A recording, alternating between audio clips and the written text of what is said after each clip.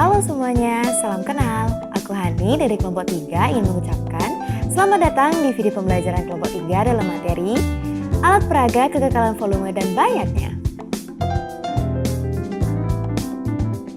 Nah, sebelum kita mulai pembahasan materi dari kelompok 3, saya ingin memperkenalkan terlebih dahulu anggota dari kelompok 3, yaitu Putu Tiara Duyanti, Kuming Aridianawati, Ikadek Narayana Ajisaka, Gusti Putu Arya Arimbawa, Kadek Gita Cahyani, Putu Wirosita Dewi, Ardi Dwi Wahyu Sukmadianto, Nilo Gede Kusumasari, Ahmad Huzaimi, Azwar Anas, Luhani Arsana Putri, Madera Devara Nindita, dan Fadila Putri Almaidah.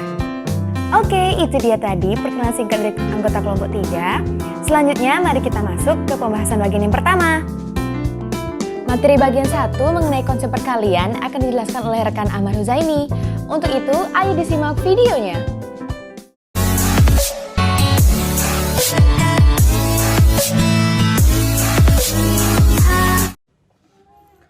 Perkenalkan, saya Ahmad Huzaimi dengan NIM 19130111051, mahasiswa Pendidikan Matematika Universitas Pendidikan Ganesha, berasal dari kelompok 3 yang akan membahas materi perkalian dalam alat peraga yang berhubungan dengan konsep kekekalan volume.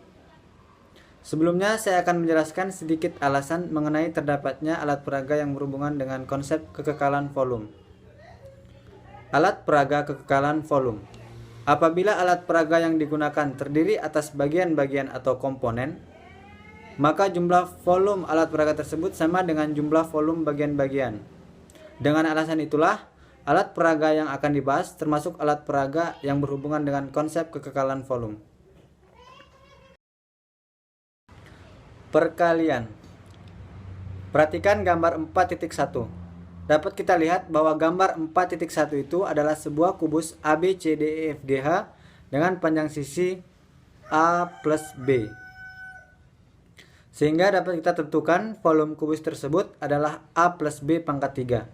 Selanjutnya, bila kubus tersebut dipotong pada bidang NPRT, WIKY, dan bidang LJXZ, maka kubus tersebut akan menjadi beberapa komponen atau bagian, yaitu komponen yang pertama yaitu adalah komponen OPQV WFXZ aksen. Nah, dapat kita lihat bahwa semua panjang sisi atau rusuknya itu adalah A.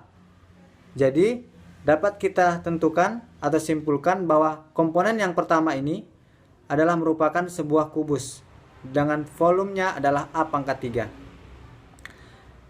Komponen kedua yaitu NOVU EW Z aksen Z. Ini adalah komponen kedua. Lalu kita lihat panjang sisinya. Anggap misalkan ini panjangnya adalah A, lebarnya adalah A, dan tingginya adalah B. Karena tidak semua panjang rusuknya sama, maka dapat kita simpulkan bahwa komponen kedua ini merupakan sebuah balok dengan volumenya adalah A kuadrat B. Begitupun dengan komponen-komponen yang lainnya, sehingga kita dapatkan komponen ketiga itu merupakan sebuah balok IBJM OPQV dengan volumenya A kuadrat B. Yang keempat, yang keempat itu adalah sebuah balok VQRS Z aksen XGY dengan volumenya A kuadrat B. Selanjutnya, komponen kelima yaitu sebuah balok AIML NOVU dengan volumenya AB kuadrat. Komponen keenam yaitu sebuah balok UVST Z aksen YH dengan volumenya AB kuadrat. Dan komponen ketujuh yaitu sebuah balok MJCK VQRS dengan volumenya AB kuadrat. Dan yang terakhir adalah komponen LMKD UVST yang merupakan sebuah kubus dengan volumenya adalah B pangkat 3. Selanjutnya kita akan membuktikan bahwa volume alat peraga kubus ABCDEFGH itu akan sama dengan jumlah volume bagian atau komponen-komponennya. Adapun jumlah volume bagian atau komponennya itu yaitu A pangkat 3 plus A kuadrat B plus A kuadrat B plus A kuadrat B plus AB kuadrat plus AB kuadrat plus AB kuadrat plus B pangkat 3. Yang jika disederhanakan itu akan menjadi A pangkat 3 plus 3A kuadrat B plus 3AB kuadrat plus B pangkat 3. Selanjutnya, kita telah mengetahui bahwa rusuk kubus ABCDEFGH itu adalah A plus B, sehingga kita mendapatkan volumenya adalah A pangkat 3 plus 3A kuadrat B plus 3AB kuadrat plus B pangkat 3, yang sama dengan jumlah volume dari komponen-komponennya. Jadi telah terbukti bahwa volume alat peraga kubus ABCDEFG itu sama dengan jumlah volume komponen-komponennya. Sekian yang dapat saya sampaikan. Jika terdapat kesalahan, mohon dimaafkan dan diluruskan. Terima kasih.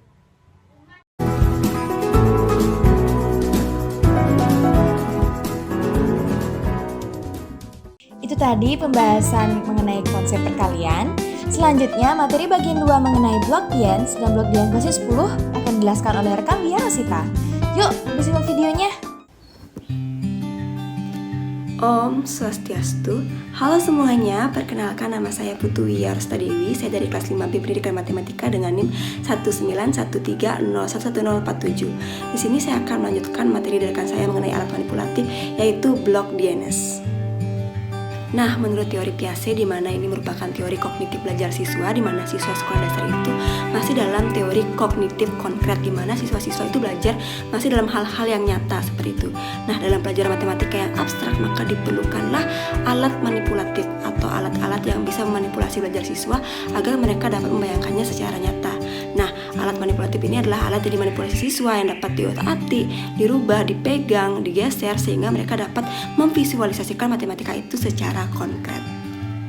Nah, namun kenyataannya di lapangan banyak sekali siswa yang tidak memahami konsep, mengantuk, mudah lupa, tidak melakukan operasi dengan benar, dan tidak menyelesaikan soal-soal dengan tepat waktu. Hal ini disebabkan oleh mereka-mereka yang kurang bisa memvisualisasikan matematika itu secara konkret. Nah, di mana di sini diperlukanlah alat-alat peraga itu, di mana pada saat kelas 1 SD, di mana bilangan caca, operasi penambahan, pengurangan, nah itu diperlukan namanya alat manipulasi, yaitu blok Diens. Nah, blok Diens ini dikembangkan oleh Salton untuk meningkatkan pemahaman siswa mengenai bilangan caca, operasi bilangan seperti pertambahan, perkalian, pengurangan, penambahan, kemudian untuk menentukan nilai tempat suatu bilangan seperti ribuan, ratusan, puluhan, satuan, dan mengurutkan besaran nilai benda serta geometri. Nah, di mana blok Diens ini mengembangkan alat indera pandang dan juga dapat diraba serta diotak-atik sehingga dapat divisualisasikan secara konkret oleh siswa. Nah, blok Diens ini bisa dibuat dalam bentuk kayu maupun gabus ataupun juga plastik. Nah, untuk meningkatkan pemahaman siswa mengenai operasi hitung atau menentukan nilai tempat suatu bilangan, di mana blok Diens ini dibagi-bagi bentuknya. Yang pertama, bentuk yang kecil-kecil itu adalah satuan. Kemudian ada blok yang lebih besar terdiri dari 10 satuan, itu adalah blok puluhan. Kemudian ada blok lempeng ratusan, dan ada blok yang besar yaitu blok ribuan. Nah, di sini kami atau saya akan membahas mengenai blok Diens basis 10 pada operasi penambahan dan pengurangan. Nah, pada kelas 1 SD di sini saya telah menyediakan sebuah soal mengenai blok Diens. Nah, di sini kita akan menyelesaikan operasi pengurangan tanpa teknik meminjam, di mana di sini ada 9 satuan blok kecil dan ada dikurangi 3 satuan blok kecil. Maka akan diambil 9 itu, dari 9 itu akan diambil 3-nya dan menghasilkan 6 satuan blok kecil. Jadi jawabannya adalah 9 dikurang 3 adalah 6. Nah, akan saya lanjutkan untuk bilangan yang lebih besar. Di sini adalah berapa kali 15 dikurangi 3, di mana nantinya siswa akan membuat sebuah blok berisi 10, blok Diens berisi 10 yang berisi 10 dan berisi 5 blok satuan. Nah, nanti akan dikurangi dari 3 blok satuan. Setelah 15 itu dikurang dengan 3, maka ditemukan hasilnya adalah 12 blok satuan, di mana terdiri dari 10 satuan blok dalam 1 blok satuan dan 2 blok satuan, sehingga jawabannya adalah 12. Jadi itu dia tadi penjelasan mengenai blok Diens basis 10 secara sederhana untuk siswa kelas 1 dalam operasi pengurangan ataupun penjumlahan. Baik, kita lanjut ke materi bagian 3, yaitu mengenai blok Diens basis 5 dan basis 2, yang akan dijelaskan oleh rekan Azwar Anas. Ayo simak penjelasannya. Om Swastiastu. Assalamualaikum warahmatullahi wabarakatuh. Salam, nama budaya, salam harmoni. Perkenalkan, nama saya Azwar Anas dengan NIM 19130111056. Di sini saya akan menjelaskan tentang blok DNS basis 5 dan basis 2 beserta kegunaan dari blok DNS ini. Oke, pertama kita akan membahas tentang blok DNS basis 5. Pada blok DNS basis 5 harus memiliki satu buah satuan yang berukuran 1 x 1 x 1 cm3. Kemudian harus memiliki sebuah limaan yang berukuran 5 x 1 x 1 cm3.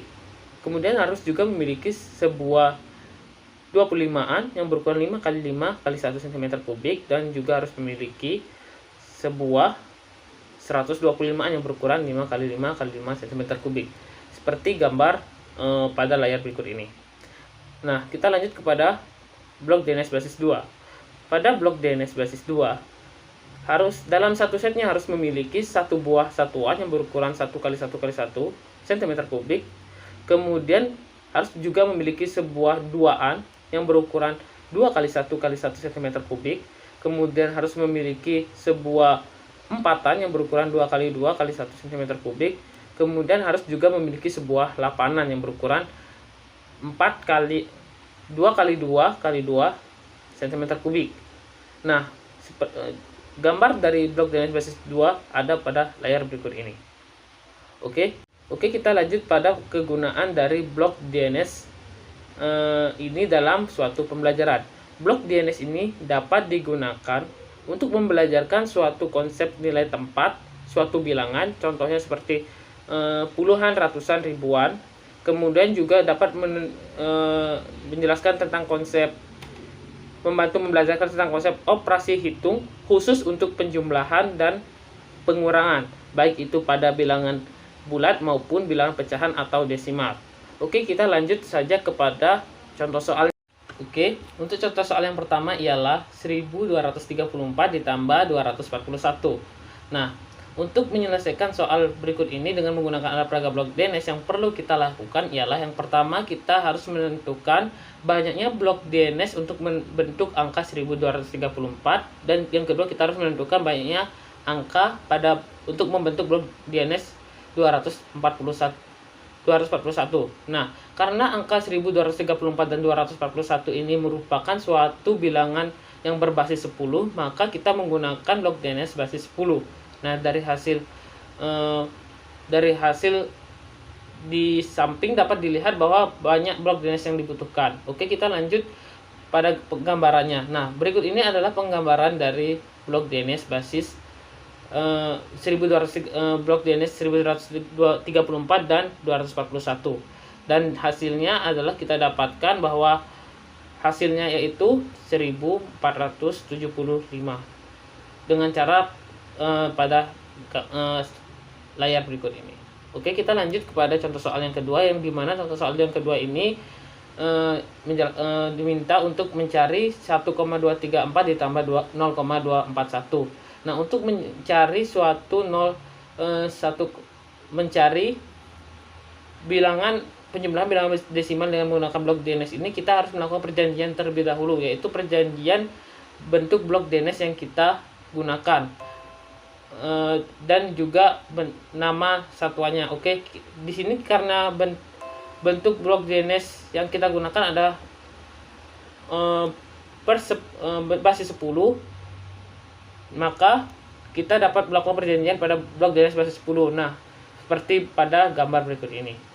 Nah, yang selanjutnya ialah sama dengan langkah yang tadi, dan yang di akhirnya kita dapatkan hasil yaitu 1,475. Oke, sekian penjelasan dari saya. Mohon maaf jika ada salah kata dan terima kasih. Saya akhiri. Om Santi Santi Om. Berikutnya kita menuju ke pembahasan yang keempat, yaitu tentang batan kuesioner yang akan dijelaskan oleh rekan Fadila. Ayo disimak videonya.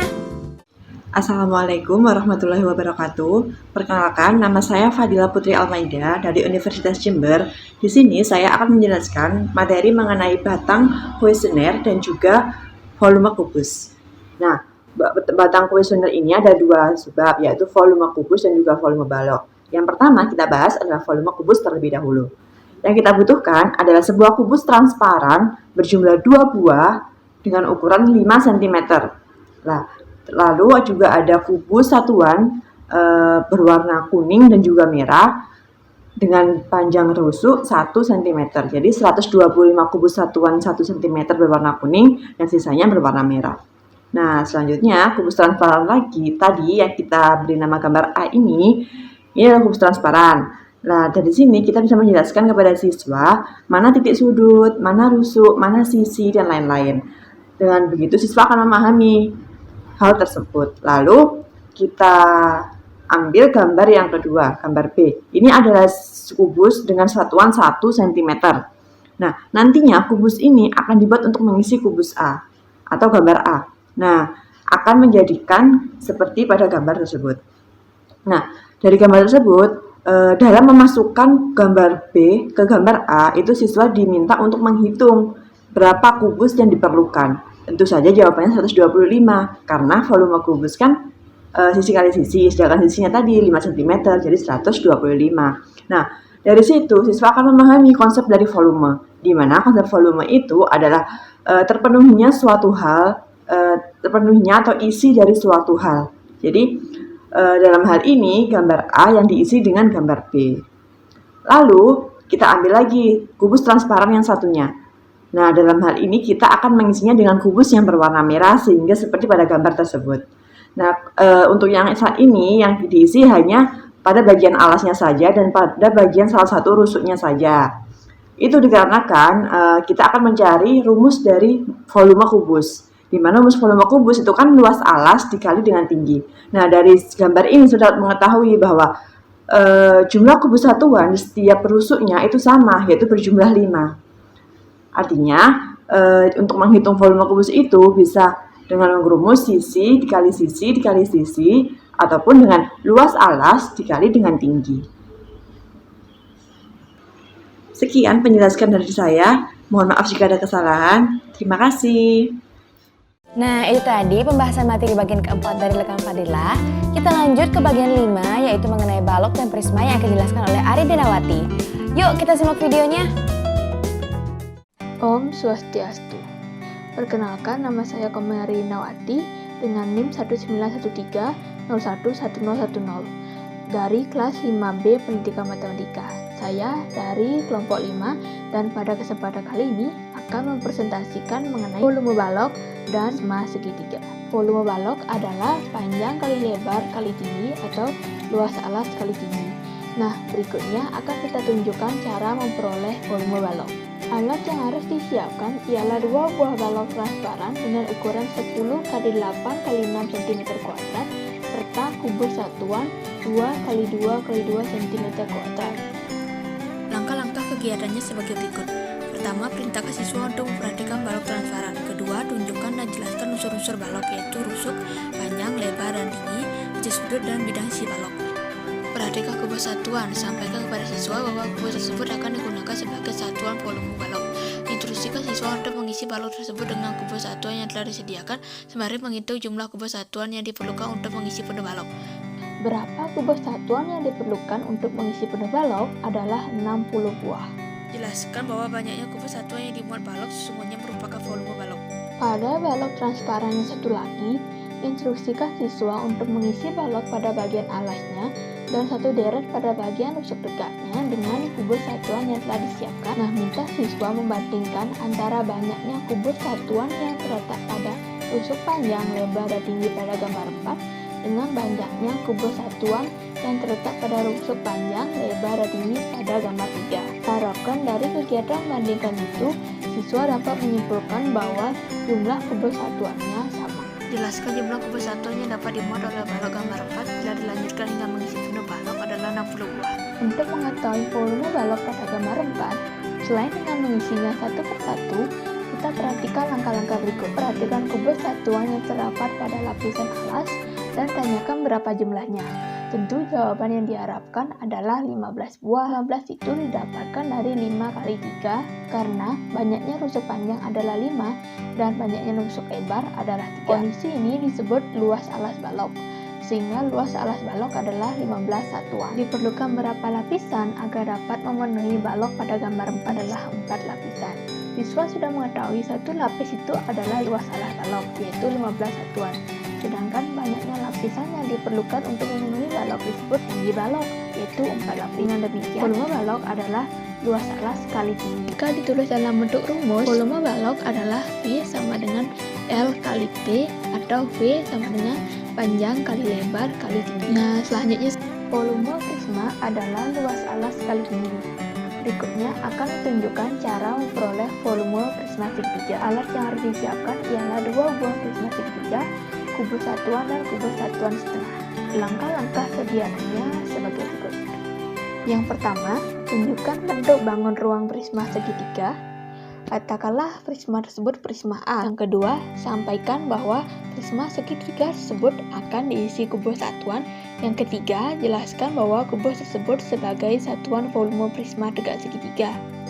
Selanjutnya, tunjukkan kubus satuan yang tersusun berbentuk lempeng segitiga. Yang kelima, instruksikan siswa untuk menghitung jumlah kubus satuan pada lempeng dengan ketentuan kubus satuannya utuh dihitung satu satuan, kubus satuannya setengah atau lebih dihitung satu satuan, dan kubus yang kurang dari setengah tidak dihitung. Lalu, instruksikan siswa untuk mengisi penuh prisma A. Kemudian, apakah lempeng kubus satuan dan kubus satuan volume prisma A. Nah, berikutnya tunjukkan prisma segitiga yang satu lagi. Kita katakan prisma segitiga B.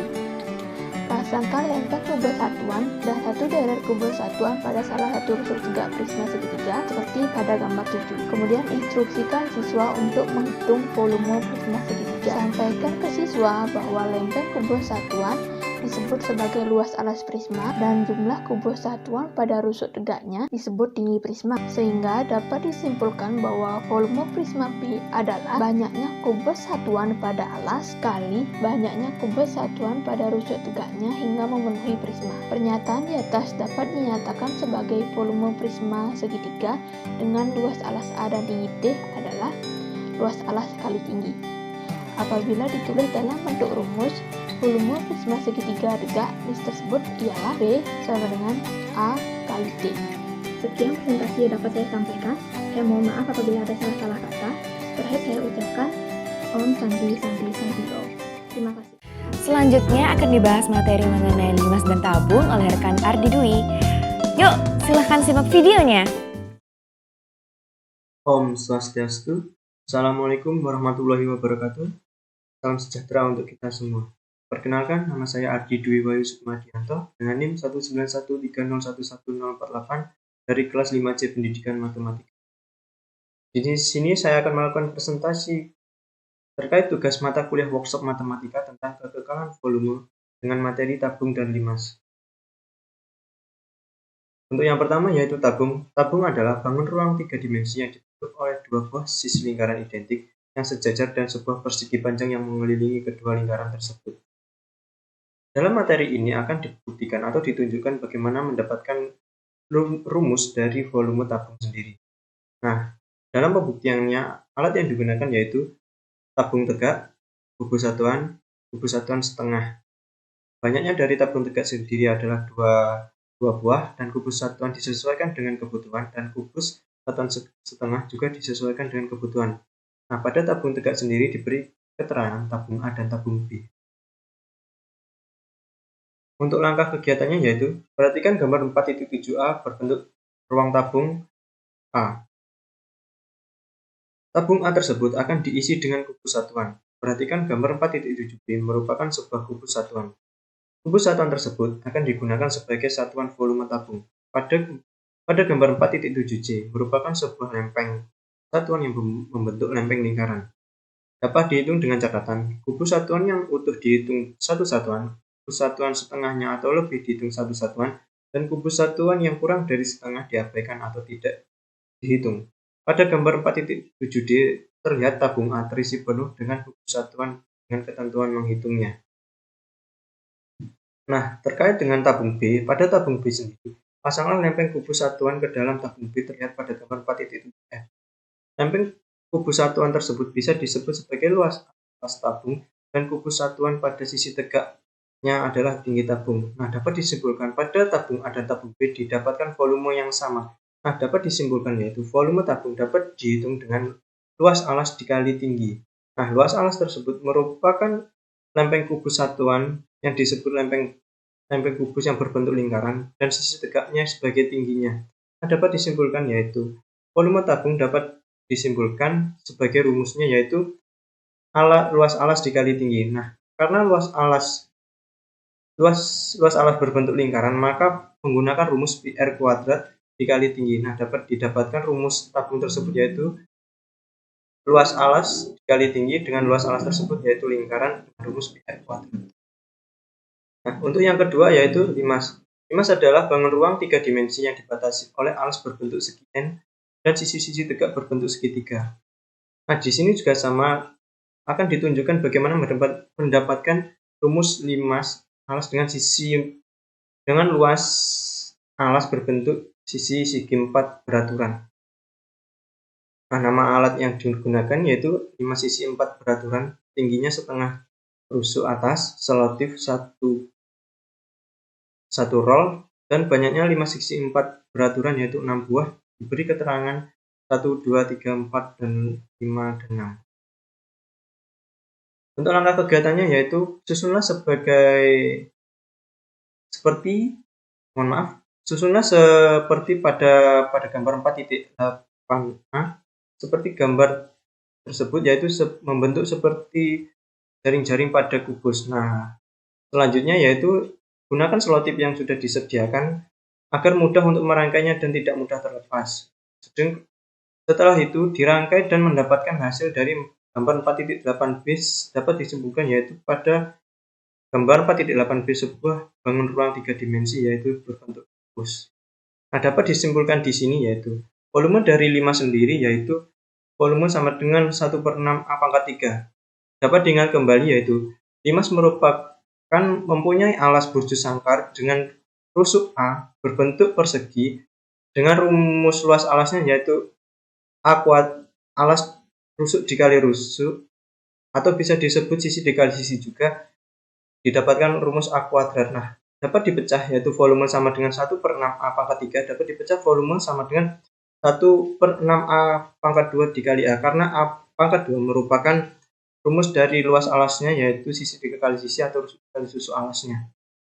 Nah, karena pada awal tersebut rusuknya merupakan 2 kali tingginya, maka dapat disimpulkan yaitu volume sama dengan 1/6 A pangkat 2 dikali tinggi. Maka didapatkan rumus akhirnya volume sama dengan 1/3 dikali A kuadrat dikali tingginya.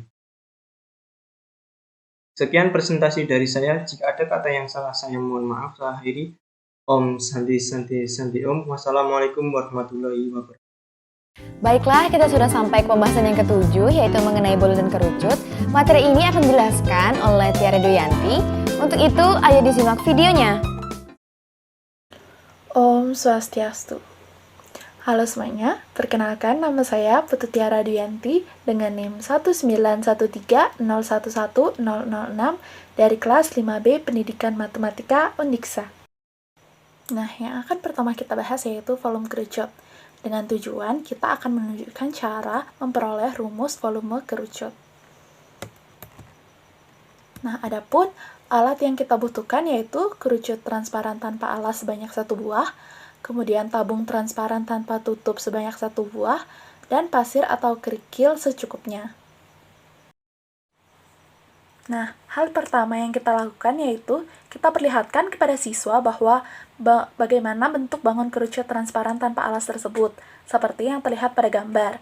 Nah, jelaskan pula bahwa kerucut tersebut tanpa tutup dan posisi alasnya berada di atas, sedangkan jari-jari lingkaran alas kerucut tersebut adalah R dan tinggi kerucut adalah T. Kemudian, perlihatkan pula bentuk tabung transparan tanpa tutup seperti yang terlihat pada gambar. Jelaskan bahwa tabung tersebut tanpa tutup dan memiliki jari-jari lingkaran alas serta tinggi yang sama dengan jari-jari dan tinggi kerucut. Nah, kemudian kita perintahkan siswa untuk mengisi kerucut tersebut dengan pasir sampai penuh. Kemudian, tuangkan pasir yang ada dalam kerucut ke dalam tabung tersebut. Nah, di sana kita jelaskan kepada siswa bahwa untuk mengisi tabung tersebut sampai penuh, ternyata diperlukan 3 buah kerucut penuh pasir. Jadi, volume kerucut sama dengan sepertiga volume tabung tersebut.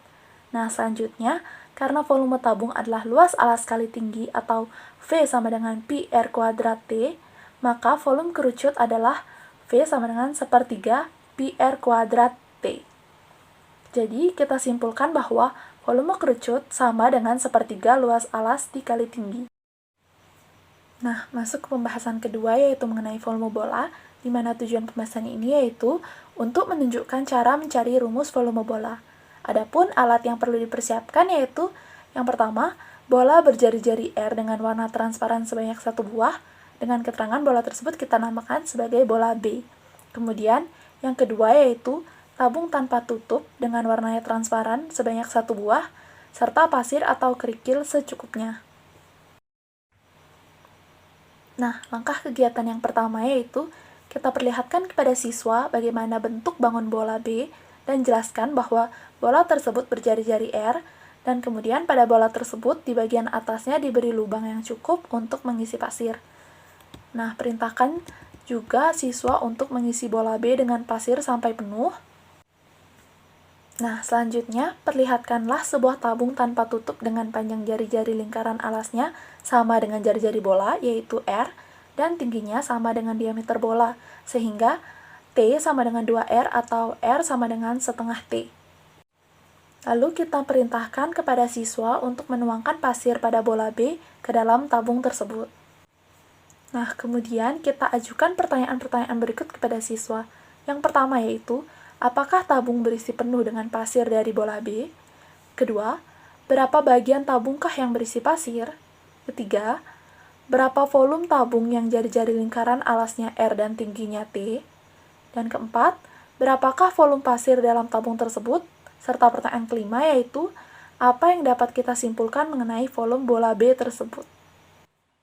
Nah, adapun kesimpulan yang diharapkan dari pertanyaan tersebut yaitu, tabung tidak berisi penuh dengan pasir dari bola B, kemudian hanya 2/3 bagian dari tabung tersebut yang terisi oleh pasir, dan seperti yang kita ketahui, volume seluruh tabung adalah pi R kuadrat dikali T, dan untuk menentukan volume pasir, kita ketahui bahwa hanya 2/3 bagian dari tabung yang terisi oleh pasir, dan bahwa tinggi tabung yaitu sama dengan 2R, sehingga untuk volume pasir kita ketahui yaitu 2/3 pi R kuadrat dikali 2R atau 4/3 pi R kubik. Kemudian yang kelima, sehingga kita dapatkan bahwa volume bola B yang jari-jarinya R adalah V sama dengan 4/3 pi R kubik. Nah, sekian presentasi dari saya. Mohon maaf apabila ada kesalahan, dan terima kasih. Akhir kata saya haturkan Parama Santi. Om Santi Santi Santi Om. Nah, itu tadi penjelasan materi dari Tiara. Selanjutnya pembahasan materi ke-8 yaitu tentang abakus biji dan abakus Romawi akan dijelaskan oleh rekan kita Cahyani. Ayo disimak video berikut ini. Om Swastiastu. Perkenalkan, nama saya Kada Gita Cahyani dengan NIM 19130111046 dari kelas 5B Pendidikan Matematika. Nah, pada kesempatan kali ini saya akan menjelaskan salah satu alat peraga yaitu abakus biji dan juga salah satu jenis dari abakus biji yaitu abakus Romawi. Langsung saja kita beranjak kepada pembahasannya. Ditinjau dari segi harfiah, kata abakus berasal dari bahasa Yunani yaitu abax yang berarti papan perhitungan. Nah, menurut Effendi dalam jurnal Khotimah tahun 2020, abakus biji ini merupakan media pembelajaran yang dapat digunakan untuk menekankan konsep bilangan seperti satuan, puluhan, ratusan, ribuan, dan seterusnya, dan juga dapat digunakan untuk menekankan konsep operasi hitung, khususnya penjumlahan dan juga pengurangan. Nah, abakus biji ini ada berbagai macam jenisnya. Di antaranya ada abakus biji Romawi, ada abakus biji Rusia, dan juga ada abakus biji Cina atau Jepang. Nah, penjelasan berikutnya saya akan menjelaskan mengenai salah satu di antaranya, yaitu abakus Romawi. Abakus Romawi pada umumnya merupakan sebuah kotak yang pada bagian depan dibuat dengan bahan kaca. Mengapa demikian? Nah, hal itu ditunjukkan agar kita dengan mudah dapat melihat jumlah dari biji abakus yang dimasukkan pada tiap kotaknya. Nah, banyaknya kotak dalam abakus Romawi ini itu tidak ditentukan, atau dengan kata lain, banyaknya kotak dibuat sesuai kebutuhan. Nah, kita dapat lihat pada ilustrasi abakus Romawi ini bahwa dalam abakus Romawi ini terdapat 4 kotak.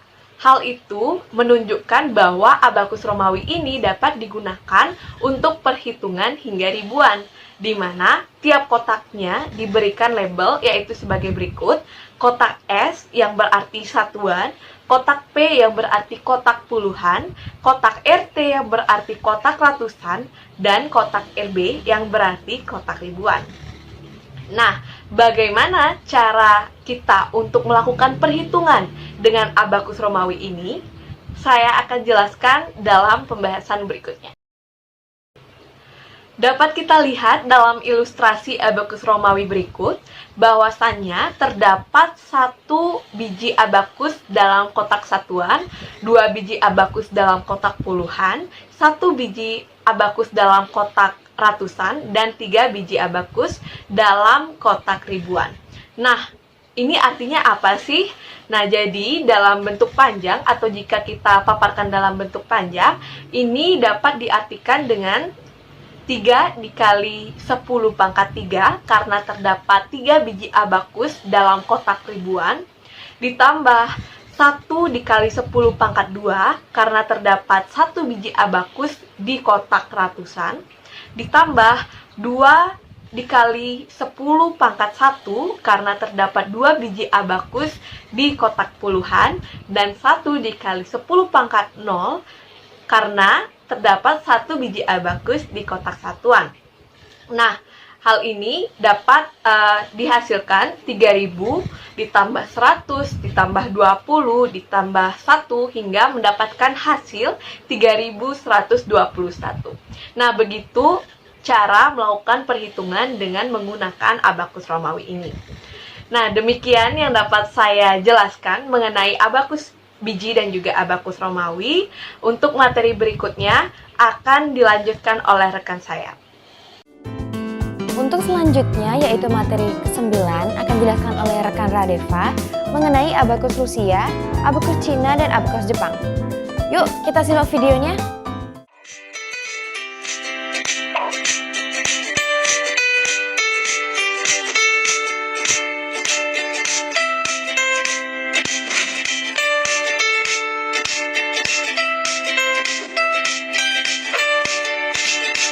Om Swastiastu.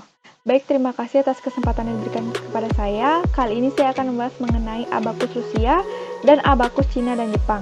Sebelumnya, izinkan saya untuk memperkenalkan diri. Perkenalkan, saya Madira Devaranista dengan NIM 19130111072 dari kelas 5C. Nah, yang pertama mengenai abakus Rusia. Abakus atau sempoal ini merupakan salah satu media pembelajaran yang dapat digunakan sebagai alat berhitung yang dapat mengkoordinasi daya berpikir anak dan memberikan dampak yang baik bagi anak, salah satunya itu mengasah otak anak sejak dini. Kelebihan dari abakus Rusia ini adalah menyeimbangkan otak kanan dan otak kiri, meningkatkan konsentrasi dan rasa percaya diri. Nah, berikut adalah gambar abakus Rusia. Yang bahan yang diperlukan untuk membuat abakus ini adalah kayu, kawat, paku, dan cat. Nah, untuk setiap batang kawat ini memuat 10 buah biji. Nah, banyaknya batang kawat ini tergantung pada keperluan. Nah, 10 biji pada sebuah batang kawat ini dapat digantikan dengan sebuah biji pada batang kawat di atasnya. Nah, oleh karena itu, abakus Rusia ini digunakan sebagai basis 10. Nah, jika abakus tersebut akan digunakan, Biji-biji abakus tersebut harus berada di sebelah kanan dan abakus disimpan berdiri ataupun mendatar. Selanjutnya, abakus Cina dan Jepang. Nah, berikut adalah gambarnya. Nah, biji-biji pada setiap batang kawat ini terdiri ke dalam dua bagian, yaitu di bagian kirinya itu memuat 2 buah biji dan di bagian kanannya itu memuat 5 buah biji. Nah, hal yang diperlukan bila akan menggunakan abakus ini adalah bagian abakus yang bijinya 2 buah harus disimpan di sebelah kiri dan diletakkan mendatar ataupun berdiri, sedangkan biji-biji yang berada di sebelah kanan itu menempel pada kerangka sebelah kanannya. Nah, selanjutnya saat menggunakan nanti 5 biji yang ada pada batang kawat di sebelah kanan ini dapat digantikan oleh 1 biji pada kawat tersebut dari sebelah kirinya. Nah, sedangkan 2 buah biji ini dari sebuah batang kawat ini yang berada di sebelah kiri dapat digantikan oleh sebuah biji dari batang kawat di atasnya pada pihak yang berada pada kanan abakus tersebut. Nah, untuk penjelasannya, contohnya itu menggunakan abakus biji. Misalnya kita akan menunjukkan nilai tempat 2, 3, 4 dengan abakus Romawi. Nah, untuk hal ini kita memerlukan 14 biji yang harus disimpan pada kotak abakus tersebut, yaitu pada kotak satuan 5 biji, dan pada kotak puluhan 4 biji, pada kotak ratusan 3 biji, dan pada kotak ribuan 3 biji. Dan ini gambarnya. Nah, pada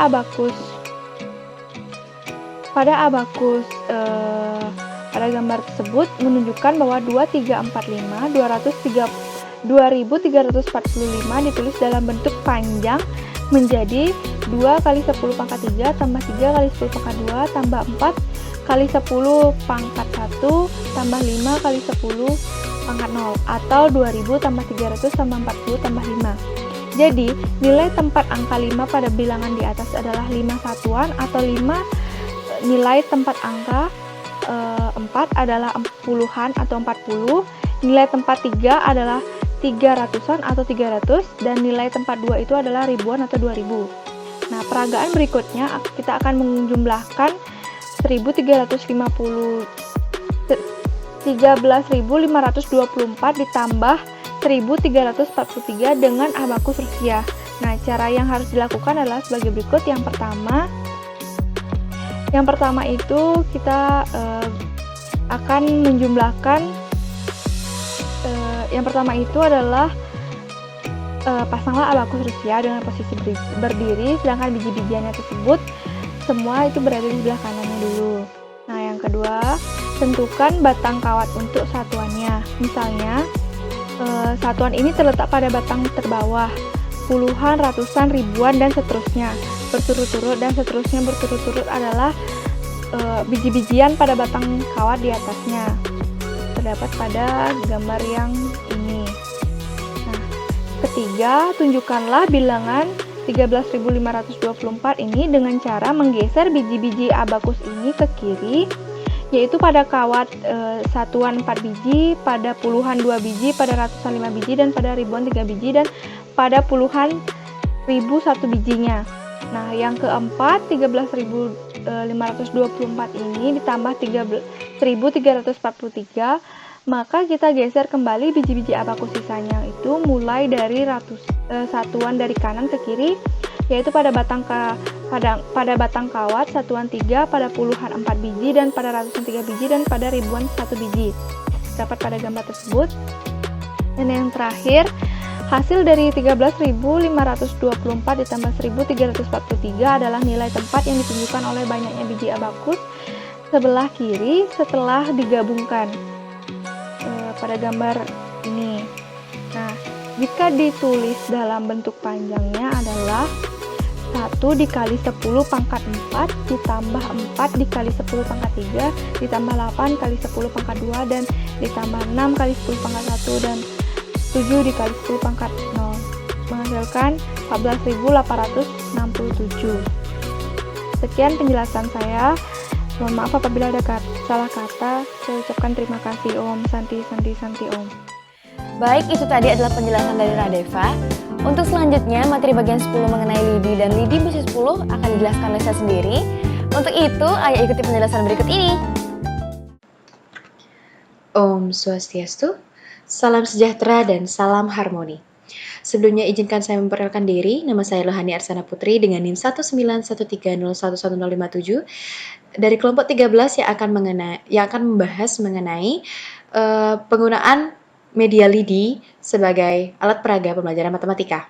Di sini saya akan membahas mengenai LIDI basis 10. Baik, langsung saja kita akan bahas mengenai LIDI terlebih dahulu. LIDI merupakan media pembelajaran matematika yang dapat diperoleh dari lingkungan sekitar. Adapun pemanfaatan LIDI sebagai alat bantu hitung ini dalam pembelajaran memiliki beberapa kelebihan. Nah, di antaranya itu yang pertama praktis, kemudian mudah diaplikasikan, mudah didapatkan, dan juga dapat dijangkau oleh seluruh lapisan masyarakat. Selain itu, media LIDI ini tidak memerlukan biaya yang lebih untuk bisa memperolehnya, seperti itu. Nah, adapun konsep yang harus diingat dalam menggunakan LIDI sebagai alat peraga matematika yaitu menghitung banyaknya LIDI saat melakukan operasi hitung. Nah, hal inilah yang menyebabkan alat peraga ini cocok untuk dimasukkan dalam kelompok konsep kekekalan banyaknya. Nah, alat ini berfungsi sebagai penunjuk nilai tempat suatu bilangan dalam berbagai basis, sehingga alat ini juga cocok untuk disebut sebagai alat peraga nilai tempat, seperti itu. Nah, adapun basis yang dapat digunakan dalam penggunaan LIDI sebagai media pembelajaran ini ada beragam, namun di sini saya akan membahas mengenai LIDI basis 10. Nah, berikut merupakan ilustrasinya. Bisa dilihat, untuk satu batang LIDI itu sama dengan 10 pangkat 0, yang sama dengan 1. Nah, hal ini disebut dengan istilah satuan. Jadi satu batang LIDI itu sama dengan satuan. Kemudian satu ikat yang terdiri dari 10 batang LIDI itu sama dengan 10 pangkat 1, yang kemudian disebut dengan istilah puluhan. Kemudian 10 ikat atau setara dengan 100 batang LIDI itu sama dengan 10 pangkat 2, kemudian disebut dengan istilah ratusan. Dan begitu seterusnya dengan basis 10 dan nilai pangkat yang bisa terus bertambah. Kemudian berdasarkan basis 10, nilai tempat satuan bilangan adalah satuan puluhan, ratusan, dan seterusnya, seperti itu. Nah, lanjut, agar bisa memahami lebih dalam mengenai konsep penggunaan LIDI sebagai media pembelajaran matematika, mari kita lihat contoh berikut. Tentukanlah hasil operasi hitung dari 144 ditambah 56 dengan menggunakan media LIDI berbasis 10. Nah, perlu diketahui bahwa untuk menyelesaikan operasi hitung di atas diperlukan jumlah LIDI yang sesuai. Anggap kelompok LIDI 1 sejumlah 144, maka bentuk matematisnya adalah 1 dikali 10 pangkat 2, kemudian ditambah 4 kali 10 pangkat 1, dan ditambah 4 dikali 10 pangkat 0, sehingga hasilnya akan sama dengan 144. Nah, kemudian anggap kelompok LIDI 2 sejumlah 56, maka bentuk matematisnya adalah 5 dikali 10 pangkat 1 ditambah 6 dikali 10 pangkat 0, sehingga hasilnya akan sama dengan 56. Nah, kemudian anggaplah kelompok LIDI 3 yang merupakan hasil dari operasi hitung jumlah LIDI tersebut, yang merupakan hasil operasi hitung dari 144 ditambah 56 tadi. Nah, dapat dilihat untuk kelompok LIDI 1 itu terdapat ada 10 ikat batang LIDI, kemudian ditambah dengan 4 ikat batang LIDI lainnya, kemudian ditambahkan dengan 4 batang LIDI, sehingga jumlahnya akan menjadi 144. Kemudian untuk kelompok LIDI 2 itu terdiri atas 5 ikat batang LIDI, kemudian ditambah atau diikuti dengan 6 batang LIDI, sehingga jumlahnya menjadi 56. Nah, ketika jumlah dari masing-masing kelompok LIDI ini dijumlahkan seperti itu, maka akan memperoleh 10 ikat batang LIDI, kemudian 9 ikat batang LIDI, dan 10 batang LIDI, sehingga jumlah ini sama dengan 20 ikat batang LIDI yang secara dengan 200, seperti itu. Nah, berdasarkan ilustrasi di atas dapat diperoleh bahwa kelompok LIDI 3 yang merupakan hasil operasi dari hitung tadi memiliki bentuk matematis 2 dikali 10 pangkat 2, sehingga diperoleh bahwa operasi hitung 144 ditambah 56 dengan menggunakan media lidi berbasis 10 ini sama dengan 200. Baik, mungkin sekian yang dapat saya sampaikan. Apabila ada kesalahan mohon dimaafkan. Terima kasih. Om Santi Santi Santi Om. Sampai jumpa. Nah, untuk selanjutnya materi bagian 11 mengenai lidi basis 5 akan dijelaskan secara langsung oleh rekan Lode Kusumasari. Untuk itu, ayo tetap semangat dan ikuti penjelasan dari video berikut ini. Om Swastiastu. Halo teman-teman semua, perkenalkan nama saya Nilogeri Kusumasari dengan NIM 191301049 asal kelas 5B Pendidikan Matematika Universitas Pendidikan Ganesha. Pada kesempatan kali ini, saya yang merupakan bagian dari kelompok 3 mendapatkan bagian materi alat peraga kekekalan volume dan banyaknya. Khususnya, saya akan membahas mengenai lidi basis 5. Oleh karena itu, selamat menyaksikan video saya. Seperti yang kita ketahui bersama, dalam pembelajaran matematika khususnya bagi siswa kelas 1-3 SD, kita dapat menggunakan benda-benda yang ada di sekitar kita. Contohnya lidi.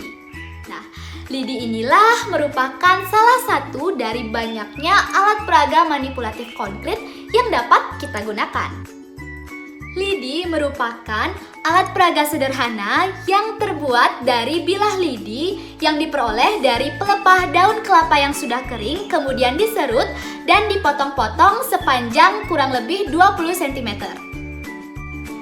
Dalam melakukan operasi hitung dengan lidi mengandung prinsip bahwa menghitung banyaknya lidi sebagai hasil operasinya sehingga mengakibatkan lidi ini termasuk ke dalam alat peraga kekekalan banyaknya.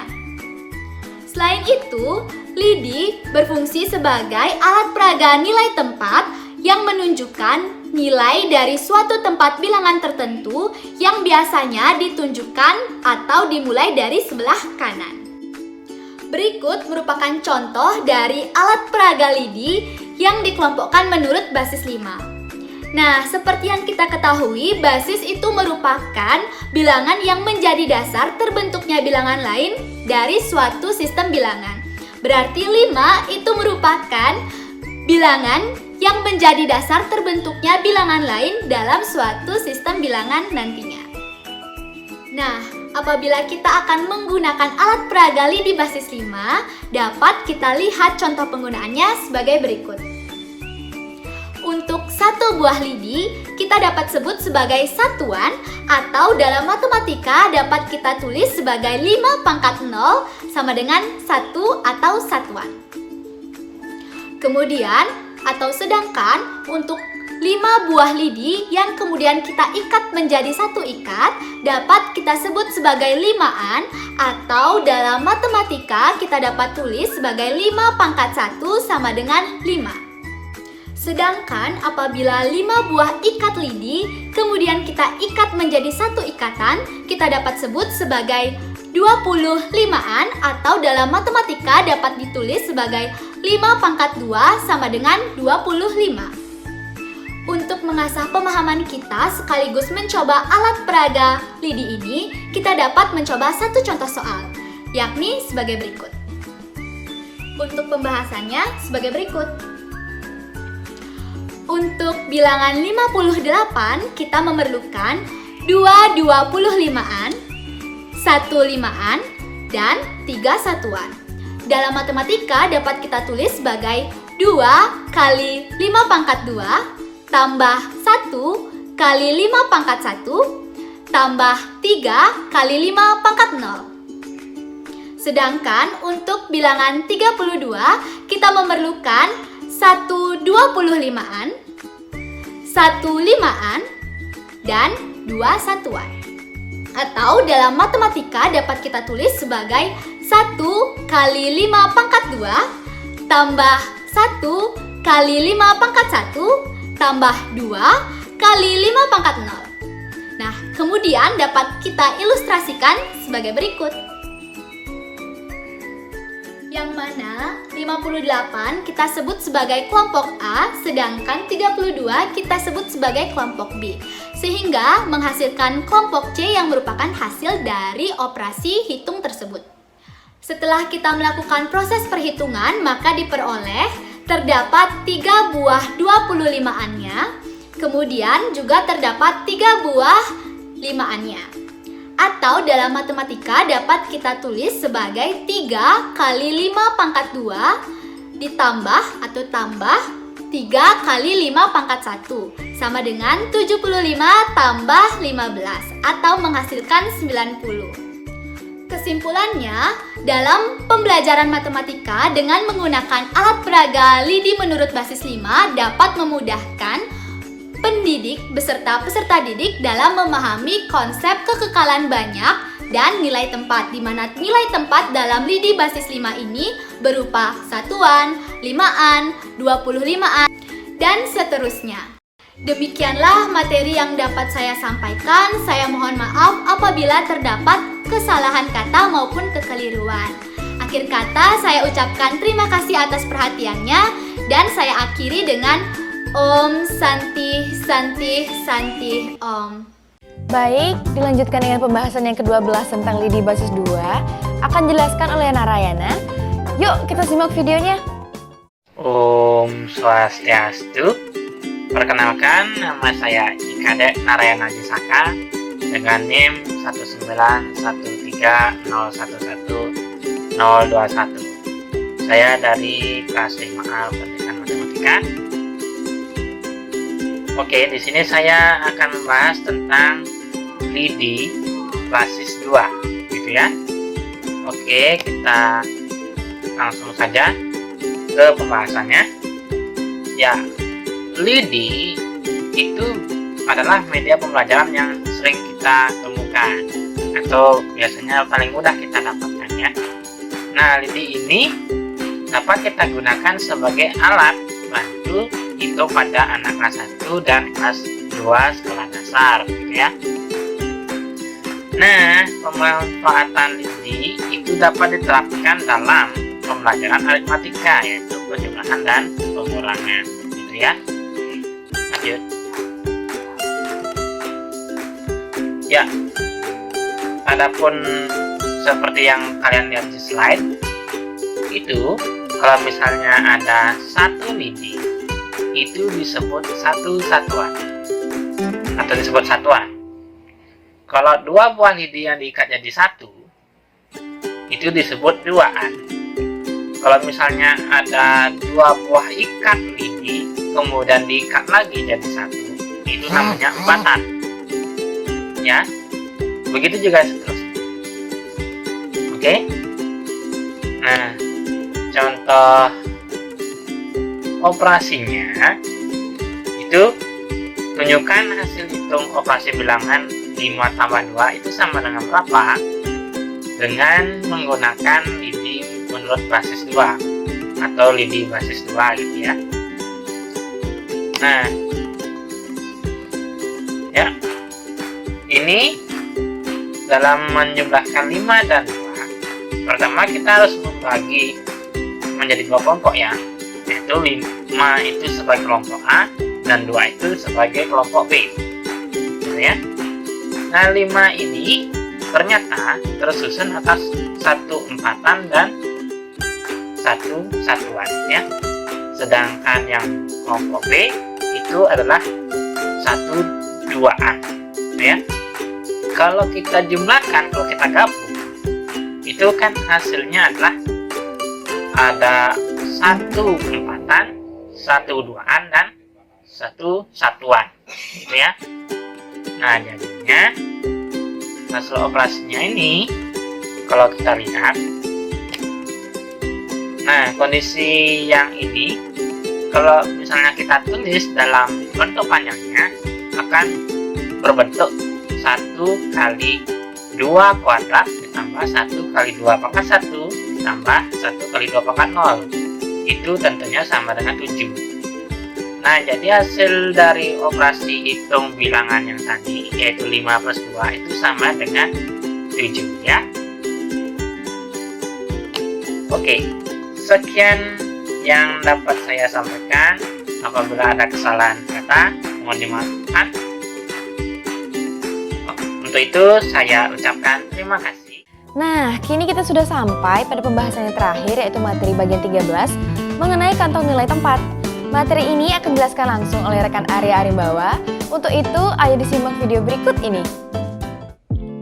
Om Swastiastu. Assalamualaikum warahmatullahi wabarakatuh. Salam sejahtera untuk kita semua. Salam, nama budaya, dan salam harmoni. Perkenalkan, nama saya Gusti Putu Arya Arimbawa dengan NIM 19130111045 dari kelompok 3 Program Studi Pendidikan Matematika Universitas Pendidikan Ganesha. Nah, pada video ini saya akan mempresentasikan tentang alat peraga kekekalan volume dan banyaknya, khususnya alat peraga tentang kantong nilai tempat. Nah, sebelum kita membahas tentang alat peraga kantong nilai tempat, kita akan bahas terlebih dahulu tentang hukum kekekalan banyak. Jadi, hukum kekekalan banyak ini pada umumnya akan dikuasai oleh anak dari rentang usia 6-7 tahun atau bahkan 5-6 tahun. Hukum kekekalan banyak ini dapat diilustrasikan seperti berikut. Nah, bisa dilihat pada layar ini. Jadi, kita memiliki dua buah deret kelereng, yaitu deret kelereng A dan deret kelereng B. Jadi, deret kelereng pada deret A ini dibuat lebih renggang agar seolah-olah terlihat lebih panjang, dan deret yang B kita buat lebih rapat agar memang terlihat lebih pendek daripada deret kelereng yang A. Nah, ketika anak sudah menguasai hukum kekekalan banyak, anak tersebut akan mampu mengkorespondensikan satu-satu dan menghitung bahwa deret kelereng yang A dan B itu jumlahnya sama. Dan begitu juga sebaliknya, ketika anak belum menguasai hukum kekekalan banyak ini, maka dia akan menganggap bahwa deret kelereng yang A itu jauh lebih banyak daripada deret kelereng yang B, karena mereka melihat bahwa deret kelereng yang A ini lebih panjang daripada deret kelereng yang B. Itu yang dimaksud dengan hukum kekekalan banyak. Berikut kita akan bahas tentang kantong nilai tempat. Jadi, kantong nilai tempat ini merupakan alat peraga dalam pembelajaran matematika yang berbentuk kantong. Kantong nilai tempat ini memaparkan prinsip nilai tempat yang pada umumnya digunakan untuk mengajarkan materi tentang penjumlahan dan pengurangan, atau memperlihatkan bentuk nyata dari penjumlahan dan pengurangan itu sendiri. Oke, berikut kita membahas tentang contoh dari kantong nilai tempat. Nah, seperti pada gambar yang sudah tertera pada slide, di sana ada contoh dari kantong nilai tempat, di mana pada gambar tersebut kita memiliki kantong nilai tempat dengan banyaknya kantong itu ada 6 kantong, di mana kantong yang paling kanan, yaitu kantong yang bertuliskan dengan logo S, itu bermakna kantong satuan atau 10 berpangkat 0. Kita dilanjutkan dengan kantong yang sebelahnya, yaitu sebelah kirinya, yaitu ada kantong puluhan yang bermakna 10 berpangkat 1. Kemudian ada kantong ratusan, kantong ribuan, puluhan ribu, bahkan hingga kantong ratusan ribu. Baik, dalam memperagakan alat peraga ini sebenarnya cukup sederhana, jadi kita perlu mempersiapkan tongkat dalam jumlah yang cukup banyak untuk mengilustrasikan suatu bilangan pada alat peraga ini. Jadi, kita misalkan akan menjumlahkan dua buah bilangan, yaitu 2341 atau 2341 ditambahkan dengan 1023. Nah, di sini kita cari dulu bentuk panjangnya, di mana 2341 itu sendiri, 2 sebagai ribuan, 3 sebagai ratusan, 4 sebagai puluhan, dan 1 sebagai satuan, dan 1043, 1 sebagai ribuan, 0 sebagai ratusan, 4 sebagai puluhan, dan 3 sebagai satuan. Nah, bilangan 2341 ini kita akan ilustrasikan sebagai tongkat berwarna hitam yang akan dimasukkan ke dalam kantong nilai tempat. Kemudian kita akan tambahkan dengan tongkat berwarna merah yang mengilustrasikan bilangan 1043 ini. Kemudian kita akan mencari hasil akhir dari penjumlahan kedua bilangan tadi dengan menghitung total banyaknya tongkat pada masing-masing kantong. Nah, di sini kita dapat melihat bahwa terdapat 3 buah tongkat pada kantong ribuan, kemudian 3 buah tongkat pada kantong ratusan, dan 6 buah tongkat pada kantong puluhan, serta ada 4 buah tongkat pada kantong satuan. Sehingga hasil akhir yang akan kita temui yaitu 3364. Baik, sekian yang dapat saya presentasikan mengenai kantong nilai tempat, dan saya mohon maaf apabila terdapat salah-salah kata atau hal-hal yang kurang berkenan, akhir kata saya ucapkan terima kasih dan Om Santi Santi Santi Om. Wassalamualaikum warahmatullahi wabarakatuh. Salam sejahtera untuk kita semua. Salam nama budaya dan salam harmoni. Sekian video pembelajaran dari kelompok kami. Saya mewakili seluruh anggota kelompok mengucapkan mohon maaf apabila terdapat salah kata atau hal-hal yang kurang berkenan. Akhir kata kami ucapkan terima kasih dan sampai jumpa.